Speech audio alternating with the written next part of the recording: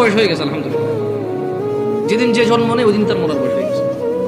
মানে যে বাচ্চা এই মাত্র ভূমিষ্ঠ হলো জীবিত, তার মরার বয়স হয়ে গেছে, বুঝছে না? বলে নাই সেই হিসেবে আমারও মরার বয়স হয়ে গেছে, কম হয়নি বয়স। তবে একেবারেই মুরব্বী বয়স এখনো হয়নি, হয়েছে?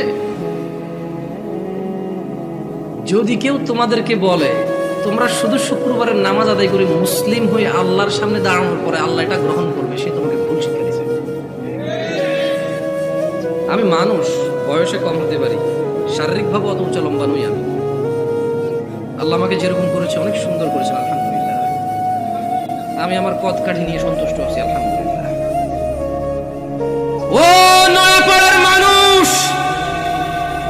মহিলা এবং পুরুষ,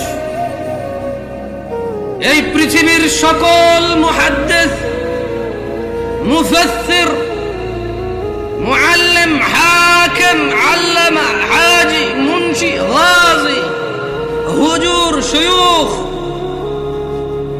সব যদি এক জায়গায় করো আর যদি ফতোয়া নাও শুধু জুমা পড়ি মুসলিম, ওই ফতোয়া ভুল।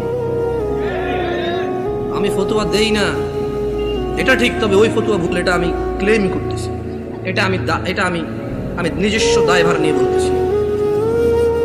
কারণ রাসূলুল্লাহ সাল্লাল্লাহু আলাইহি ওয়াসাল্লাম বলেছে, নিশ্চয়ই কুফরি এবং শিরকি আর ঈমানের মধ্যে পার্থক্য হচ্ছে নামাজ। যে নামাজ আদায় করে সে মুমিন, যে নামাজ আদায় করে না সে শিরক করলো, কুফরি করলো, সে জুলুম করলো। নামাজ কি শুধু শুক্রবারে মুসলমানদের প্রতি? নামাজ দিনে 5 ওয়াক্ত।